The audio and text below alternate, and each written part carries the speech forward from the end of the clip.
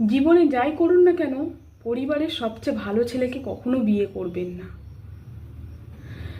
যে ছেলেটা বদমেজাজি, রাগী, নেশাগ্রস্ত, সেই ছেলেটাকে পারলে বিয়ে করুন, দেখবেন সুখ পাবেন।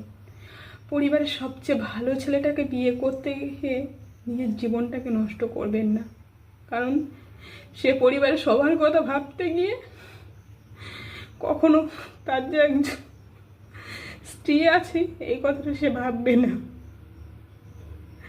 কারণ স্ত্রীর কথা,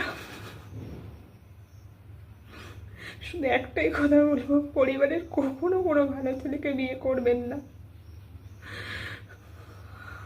সবচেয়ে যে রাগী ছেলেটাকে বিয়ে করবে, দিন শেষে সে নিজের স্ত্রীর পাশে দাঁড়িয়ে একটা স্ত্রীর হয়ে কথা বলবে, প্রতিবাদ করবে।